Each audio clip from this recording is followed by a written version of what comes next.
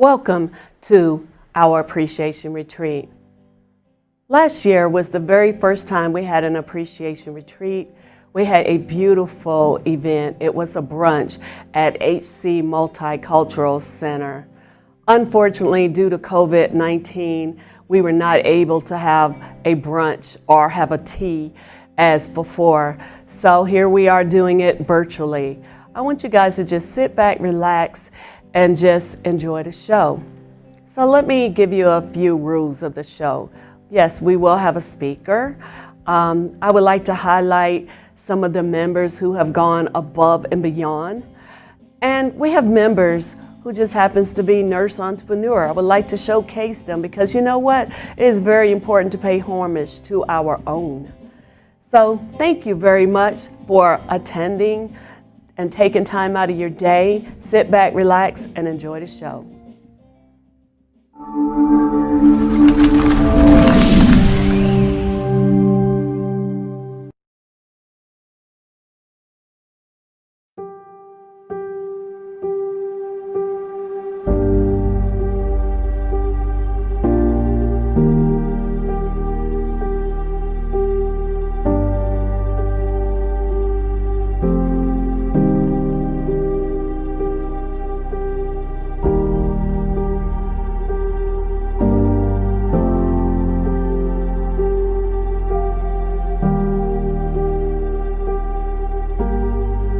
A lot of people cannot afford food because of low income. There are no food stores in this area at all. The biggest struggle for the residents here is because of a lot of the crime.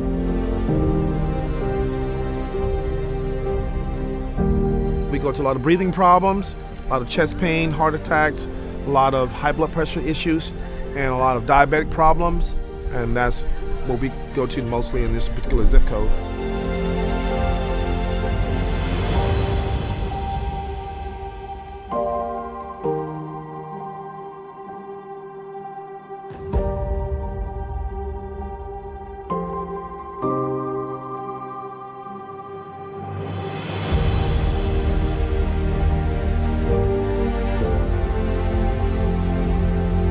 Out here today having a community block party, really to bring resources and food to a community that doesn't have the resources that they need.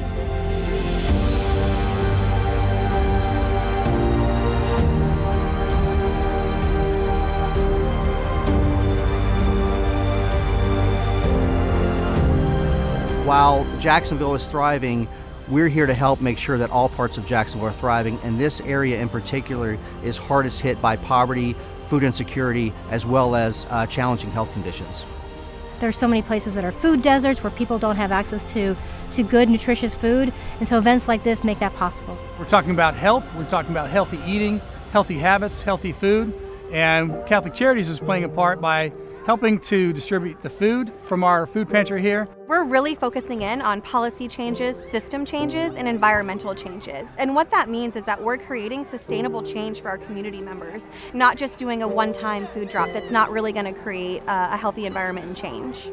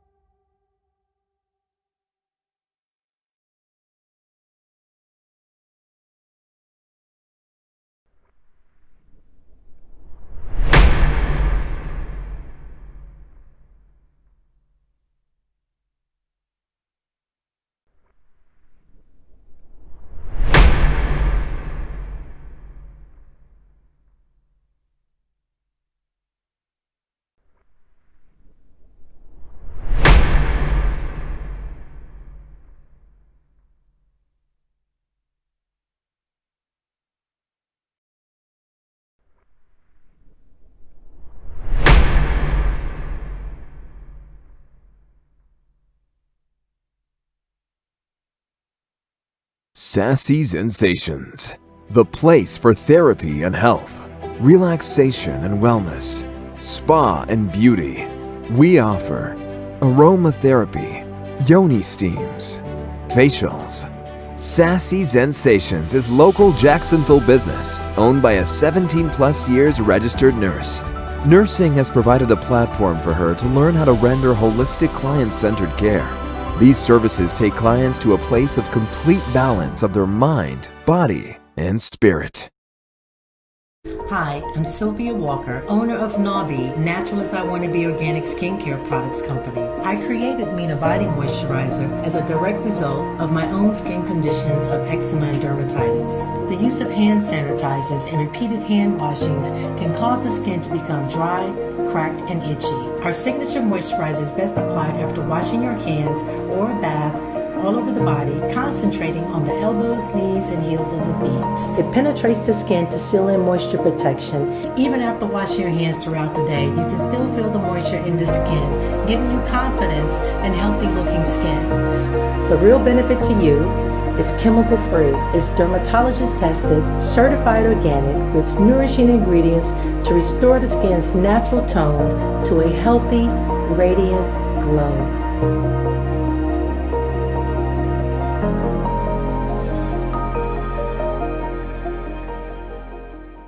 Our speaker for today is Cheryl M. Wilson, affectionately known as Coach Morgan, is passionate about breathing life into whomever she meets.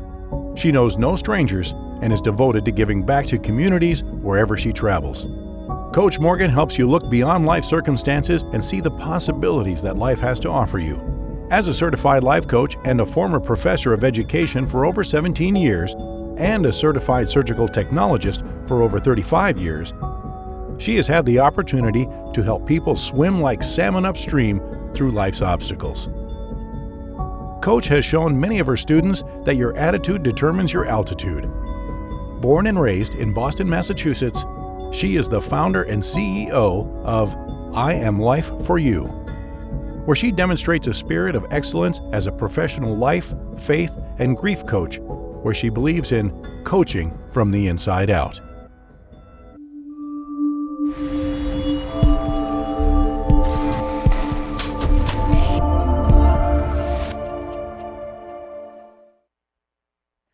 Hello, and welcome First Coast Black Nurses Association.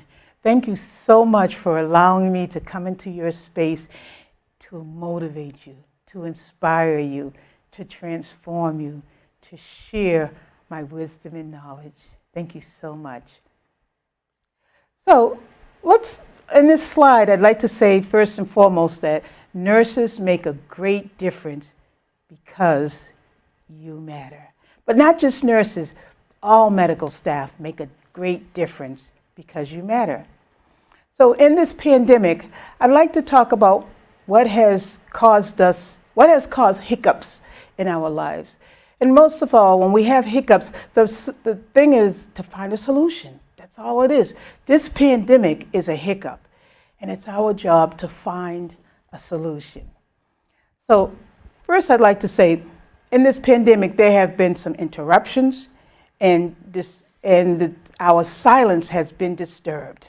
It really has. Interruptions and our silence has been disturbed. The question is what are you doing about it? You are in control.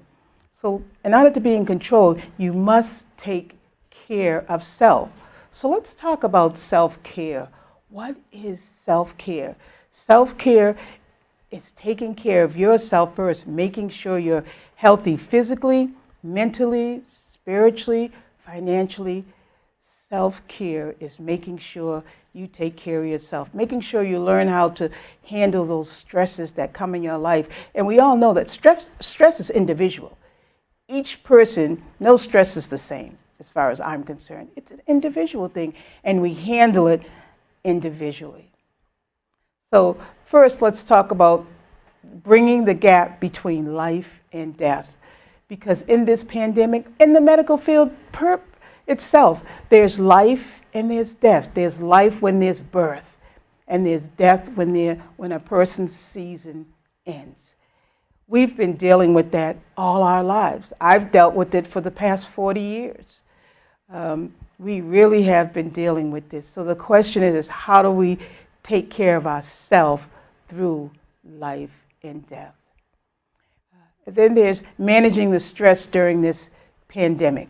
How are you managing the stress? No one can manage it for you. You must manage it yourself in the most positive way that you can. Again, stress is something that we all handle differently.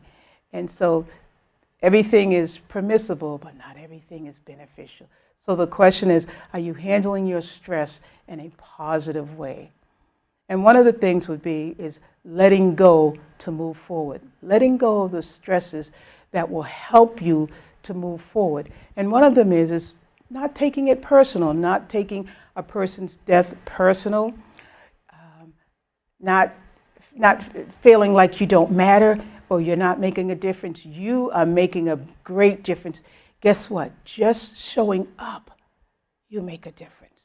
Just showing up, you make a difference. Following the rules, you make a difference. We wear the mask. The question is, are you covering up? And that's not just, I know that medical staff is covering up, but the world, we want to know, are you covering up? Your patients, when they come in, are they covering up? Because see, you're there to protect them, but also it's a two-way street. They also can protect you by following the rules of covering up.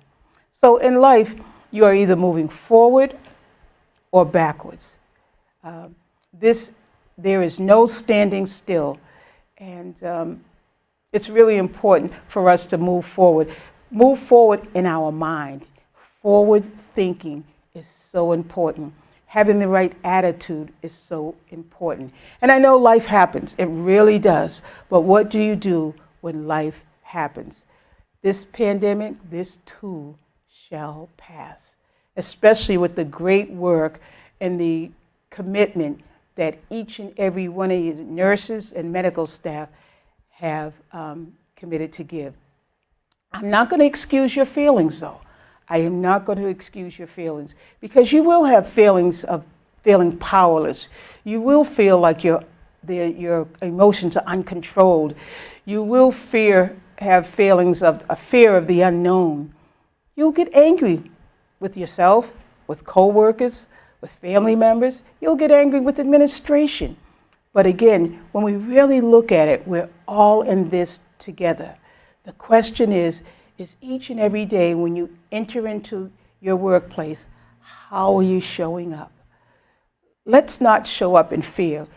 Fear is false evidence appearing real. That's all it is false evidence appearing real. So I challenge each and every one of you to show up in the most positive way that you can, really remembering and speaking that you matter and that everything you do makes a difference. So what do you think would happen if you let go of the fear, if you let go of the anger, if you let go of the disappointment, if you let go of shame? What do you think would happen if you let go of taking this whole situation personally? You'd show up and you'd be able to move forward. As a team, it's so important to be a team. Together, each accomplishes much. That's what teams are about. Each person accomplishing much as a team. Show up as a team. Be positive. Collaborate as a team. Communicate as a team. And without a shadow of a doubt, I know that you are working as a team. There's a saying that your team is as strong as its weakest link. I totally disagree with that. You are as strong as your leader. Who cares about the weak link? What matters is the leader. Is the leader strong? And if it isn't, then you become the leader. Each and every one of us are leaders in our own lives. That's what matters. So I wrote this pledge, and it's called the COVID Pledge for Self-Care. And it's something that I thought of and just put it down. And so I'd like to read it to you. I'd like to tell you, nurses and medical staff, that today, as you enter the battlefield of this pandemic, I will challenge you to prepare your mind and heart for battle. You do not have to fight this battle unaware of the effects of this pandemic. You have been trained for battles such as this. So I challenge you to arm yourself with C, confidence, knowing that you make a difference in all that you do for others. O, open-minded as not to take this personal or feel defeated. V, victorious, believe that this pandemic is defeated. I, insightfully seeing the best possible outcome for today. And D, determination to work stress-free. Let me read that again. Determination to work stress-free with a peace of mind, knowing that with a positive attitude and the confidence that we are winning this battle. Remember, as we have won, this is a test of your abilities. Again, I am Life for You. I'm Coach Morgan, and I thank you for allowing me to be in your space to inspire, to motivate, and to transform you. Today, I would like to also leave you with an opportunity to coach with me for free for 1 month. Any of you who desire to do that, please feel free to contact me through my email, and I will make certain that I respond back to you. Just tell me that you were a First Coast Black Nurses Association member, or you don't even have to be a member, or that you were on the Zoom celebration or meeting today. Thank you so much.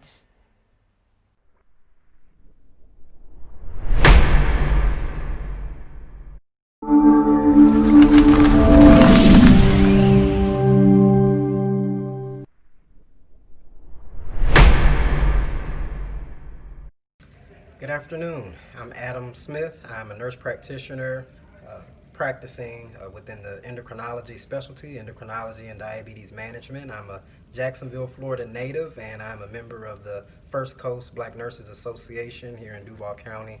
Jacksonville is part of the National Black Nurses Association. Here in Jacksonville, which is Northeast Florida, we have a huge dense patient population in general. Unfortunately, we have and are experiencing the effects of COVID-19 in our patient population group. In my role as a nurse practitioner, we specifically care for patients both in the hospital setting, the inpatient setting, as well as in the outpatient setting in the clinic or office.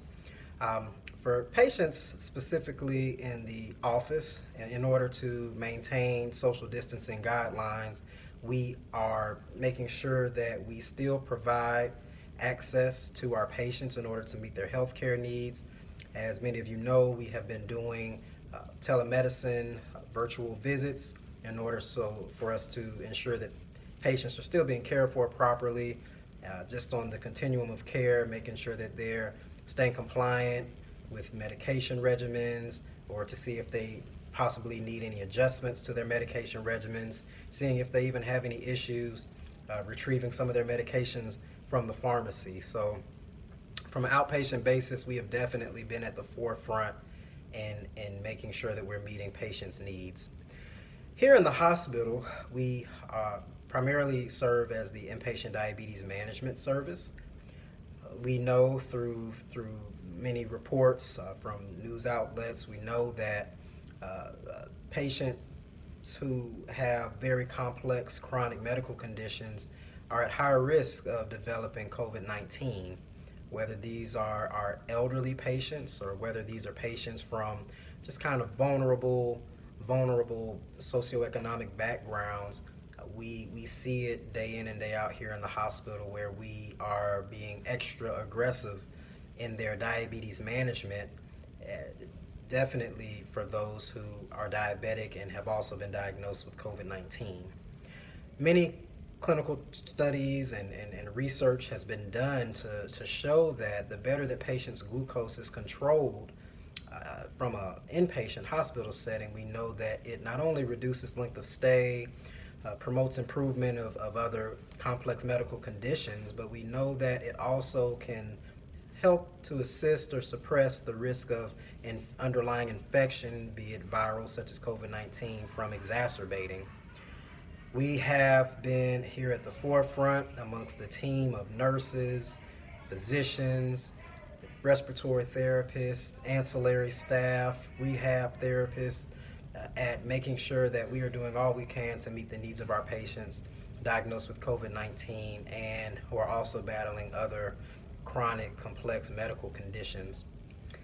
One of the main problems that I've noticed since the outbreak of COVID-19 is that a lot of patients, unfortunately, have had to file for unemployment. A lot of patients, unfortunately, might have been furloughed from their employer. Some might have received pay cuts or hours reduced in order for them to work. Because of this, a lot of patients are unfortunately unable to afford some of their insulin. So something that I would like patients to know is please reach out to your primary care provider, please reach out to your specialist, your endocrinologist, and speak with them in regards to any barriers you might be having during this time so that we can best meet your healthcare needs. A lot of pharmaceutical companies, for example, are in this time of COVID-19 are offering 30 to 90 day supplies of insulin. A lot of pharmaceutical companies are offering just different special patient programs in order to assist them and meet their needs to ensure that they maintain their health. Another thing we also are encouraging our patients to do that we see in the office is just to stay healthy. During this time of quarantine, there's a lot of snacking going on. So please just use this as a time to maintain your health. Please use this as a time to stay compliant with your medication regimen. And just use it as time to go outside, get some physical activity, get some fresh air with you and your family, and we will all get through this together. I encourage every family member, every patient, every provider, please reach out to your patients, please reach out to your fellow loved ones that you know who might be in an at-risk patient population group, and see how we can best assist them and meet their needs, whether it be picking up some of their prescriptions for them from the pharmacy, whether it be going to the grocery store to assist them in getting healthy items so that they can still maintain their health and nutrition, but don't overdo it in the snacking area. We can all get through this together, and we will get through this together as we just continue to have faith over fear. Thank you. I'm Sylvia Walker, registered nurse.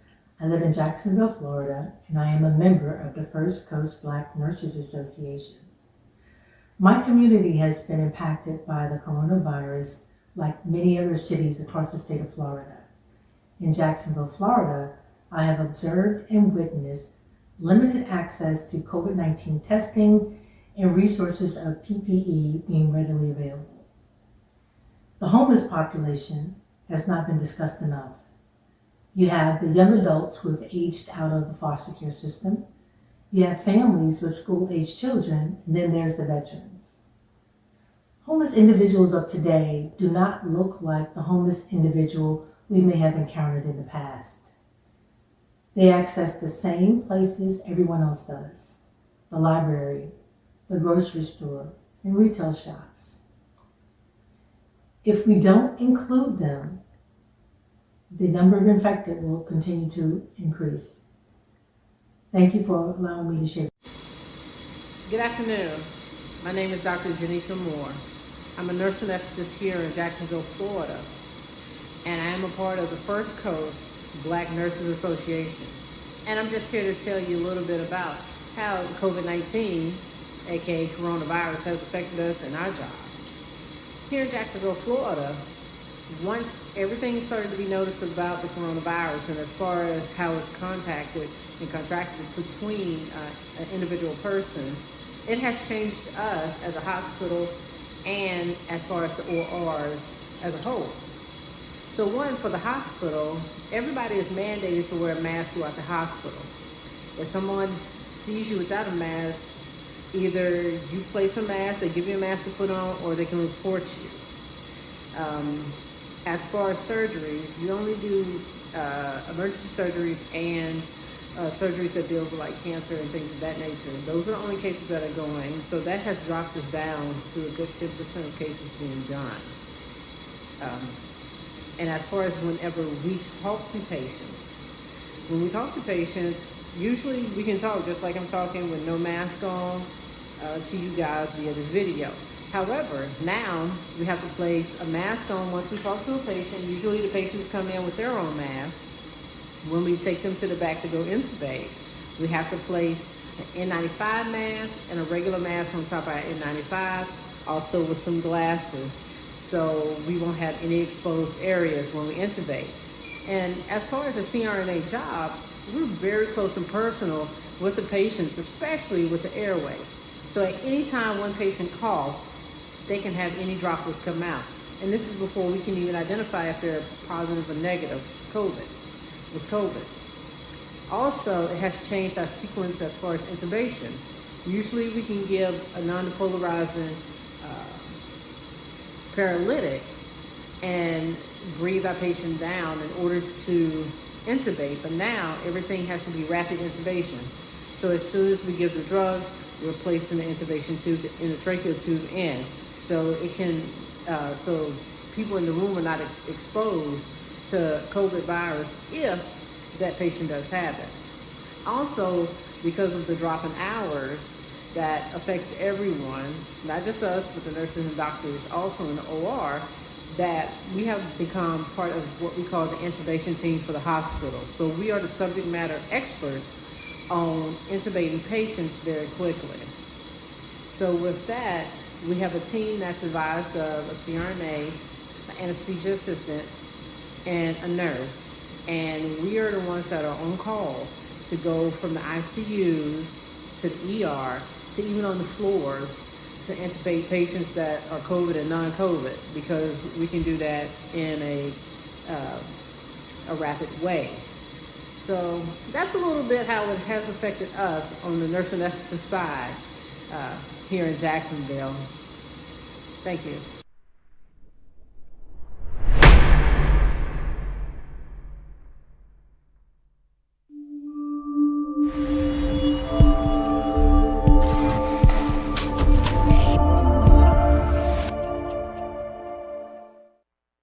Wow, what a phenomenal presentation. Thank you, Ms. Wilson, for the motivation. We appreciate you. Now I want you guys to sit back and we want to talk about some of our collaborations, some of our signature programs, because in spite of COVID, we were able to still have a presence in the community. So let's talk about our signature programs. Mentoring high school students. With Adam Smith and Wendy Johnson, they had the opportunity to work with the Annie Roof Foundation for 8 weeks and mentor students, give them exposure to different areas of not only nursing, but other areas in the medical profession. Thank you, kudos to you. The NCLEX review for FCBNA student members, we have the phenomenal Ms. Vatris Hartwell. Thank you, Vatris. She makes sure our students have an opportunity to pass the NCLEX exam. It is good when you have someone on the inside that can hold your hand when you're getting ready to take that exam to make sure you cover key points. And we're very blessed to have Ms. Vatris Hartwell as part of the team. The Health Disparities Summit was an effort by everyone, all hands on deck in order to pull this one off. We had a Health Disparities Summit in 2019 where we focused on heart disease, kidney disease, and breast cancer. For 2020, our topic was infant mortality and maternal mortality. Unfortunately, it was postponed, but in 2021, we're going to come back with those same topics, even if we have to do it virtually. FCBNA Fashion Show, thanks to Janitri Moore and Shirley Johnson and Gail Mebbing for helping us to come up with a phenomenal fashion show. Unfortunately, we had to cancel it due to COVID for this year, but in 2021, we're going to come up with a way of bringing that fashion show back, and it may have to be virtually, but I know it could be done. Because think about it, with COVID, we have to look and think of everything differently. As far as our educational programs, we have educational programs where we go into the community and teach about different chronic diseases. Yes, those are back on track again. Screening programs, we are the #1 screener for the American Heart Association. With the American Heart Association, we are able to go all over the community for various programs. One of the beauty of doing the screening programs with the Omega Psi-Phi, we do the blood pressure checks every November. We also go to Morris Manor, which is an assisted living facility for seniors to do their blood pressures checked. And one thing we notice, everybody's numbers are always increased, and we're able to educate them on the spot. So collaborations. With our collaborations, as you can see, to name a few, we have been very busy from 2019 and 2020. Bridge the Gap really stands out for 2020 because Bridge the Gap is an organization where they pass out, they do a food distribution to the entire community in Brentwood. Yvonne Lane is the CEO of Bridge the Gap, and it's phenomenal working with her. We have the opportunity as the First Coast Black Nurses to pass out PPE to all of the clients. Some are coming up in their cars, some are standing there, some are homeless, but it's great that we can finally have a face-to-face, even with our mask on to be safe, but we're able to do something in the community. Thank you, Bridge the Gap.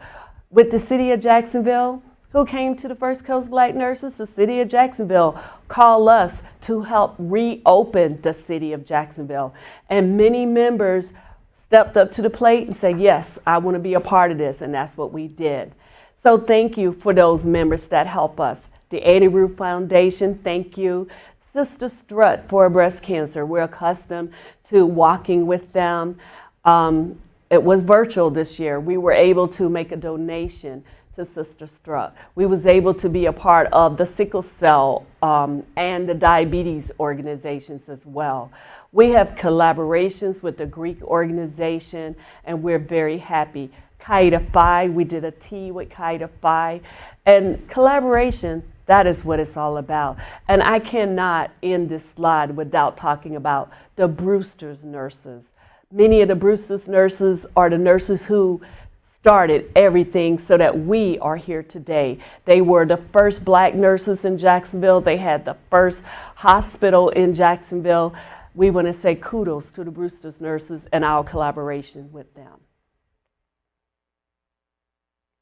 What have been our accomplishment from 2019 to 2020? We are known for the Health Disparity Summit. To this day, we have people trying to take that title as if they did the Health Disparity Summit, but everybody knows the First Coast Black Nurses spearheaded the Health Disparity Summit and executed the plan. That is what we do. Unfashionably apologetic fashion show. Like I said, it will go on. And the Annie Roof Foundation sent a letter saying, please, could we continue with the collaboration with the Summer Mentoring Project? And Adam and Wendy said yes. Our Senior Connection program, it is called a weekly checkup. Once a week, we call a senior and do a weekly checkup, but we are really assessing social isolation and depression when we are talking with these seniors. We've had several articles in the National Black Nurses newsletters. We've had 3 members that received national awards and honors. The 40 and Under Award, Dr. Janitri Moore. Scholarship candidate, which would be Teresa Banks. And yours truly, Nurse of the Year for Community Service. So what are our accomplishments? As you can see, with COVID-19, we did not let that stop us. We kept it rolling. So, what are we doing as an organization? We are doing many things because that's the kind of organization we are. That is the way our founder, Dorothy Gainsbank, created this organization. We've received several grants. the violence reduction and get out the vote campaign. I want to say kudos to Jacqueline Lee for spearheading that. We were able to be a part of helping to turn Duval County blue. We had different members that worked in the poll station. We had members who went into the nursing home and educated the nursing home members. We had members that went into senior high rises and was able to get them to register to vote. We were very active in that.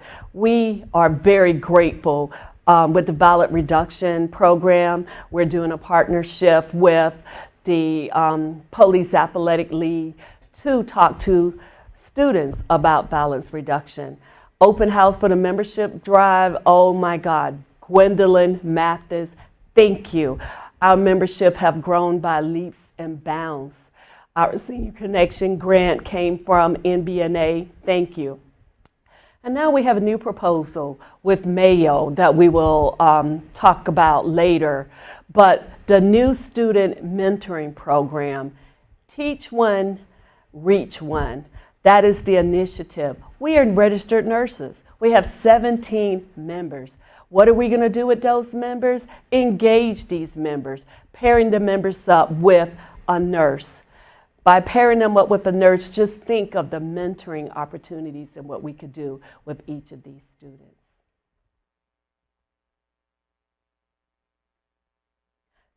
So as FCBNA, what do we stand for? What are we doing in the community? We're making a difference. Some of our members who actually help to start the organization, as you can see, these are our charter members.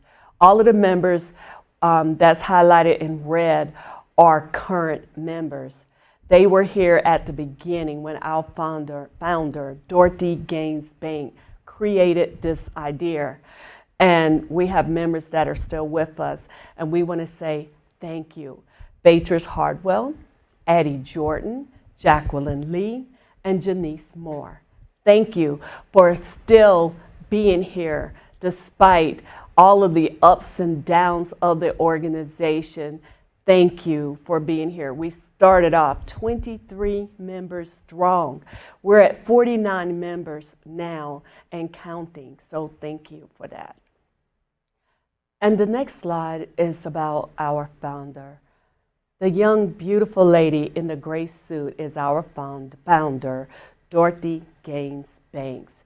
Thank you, Dorothy, for having a vision and creating the First Coast Black Nurses Association. Without you, we would not be here. Thank you.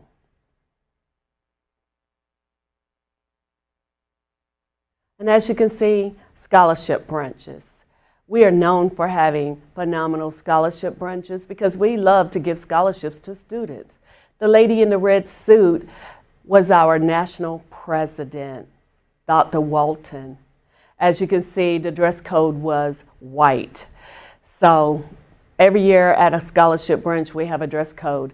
As you can see, 2019 dress code was black. The lady sitting next to me to the right is our national president, our current national president.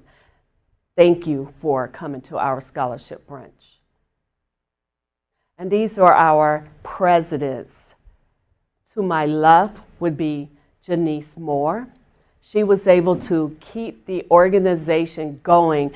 She was the first vice president, and unfortunately, Dorothy Gaines Banks passed away, and the mantle was passed to Janice, and she kept it rolling for many years and kept the organization going. You would see the next president was Pearl Risley. Pearl carried it for many years, and then the mantle was passed to Sheena Alexander Hicks, and now yours truly.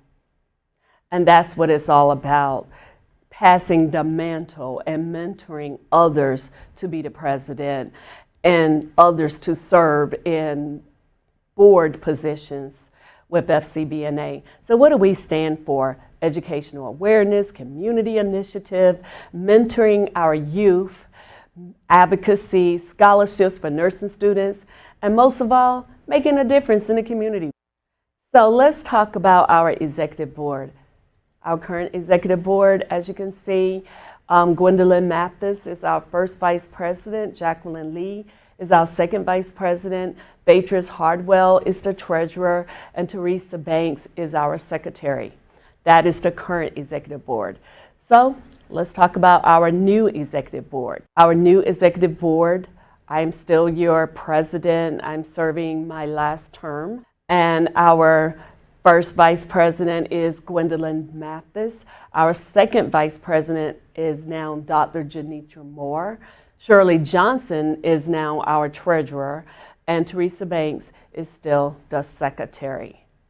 So I want you guys to look at all of these board positions, because in 2021 we will be having a board and governance and onboarding initiative so that all members can understand the board process. Currently, we are strong with 49 members, 32 nurses, 17 students, and we have an affiliate volunteer by the name of Hermione Walker. No matter what we do, what event, Ms. Hermione Walker will be there as if she is a nurse. We call her our affiliate member nurse, because she is always there and always have our back, and we truly appreciate you, Ms. Walker. We want to say thank you to our sponsors. As you can see, these has been our sponsors over the years. There would be no way we would be able to do our events and to be able to give scholarships without you. So thank you to each and every last one of our sponsors. And for our sponsors who are on the call, thank you from the bottom of our hearts. We can't do what we do without you. We want to say thank you for your commitment to our sponsors. I personally want to say thank you to the membership for going above and beyond for every initiative of FCBNA. Thank you. Yours truly, Dr. Carol Neal, your president. I want you to sit back and relax and enjoy a video about the National Black Nurses Association. What do we do as an organization at the national level? Because nurses must always have a seat at the table in order for change to take place. Whether it's at a local level, at a state level, or at a national level, we must make a difference. Thank you for enjoying the show.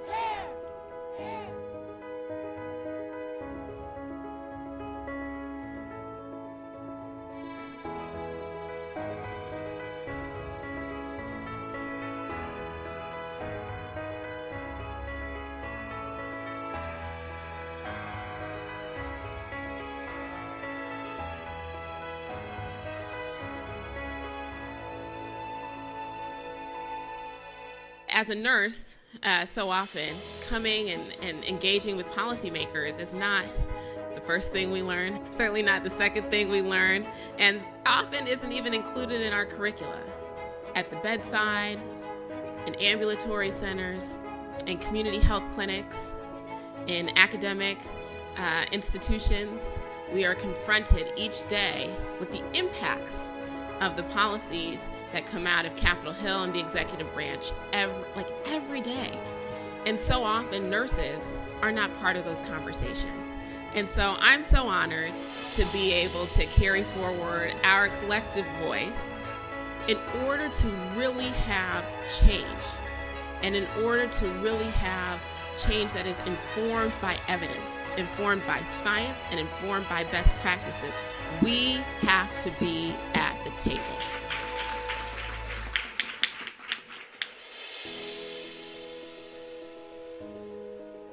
I've been a member of the National Black Nurse Association.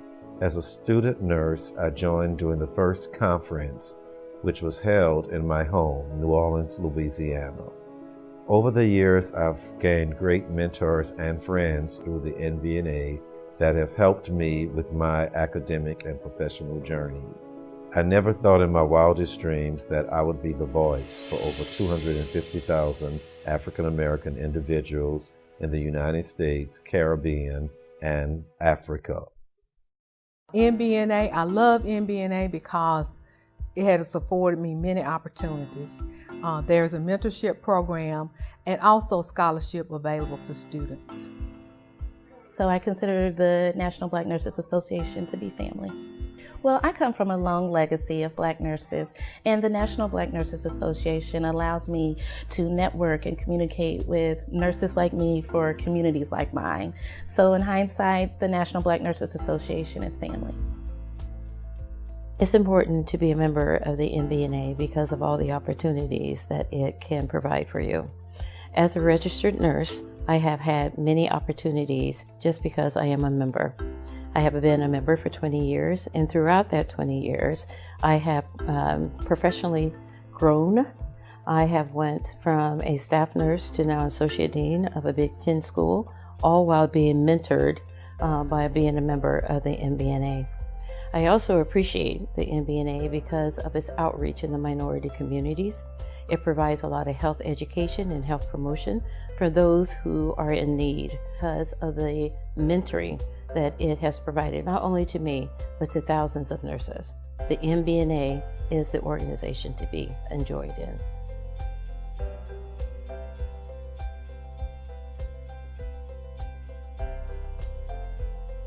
NBNA is a very, very special organization because of the diversity of practice within the organization, the passion, the complexity of the work that they do, and these are the ladies that are really on the front line of healthcare today.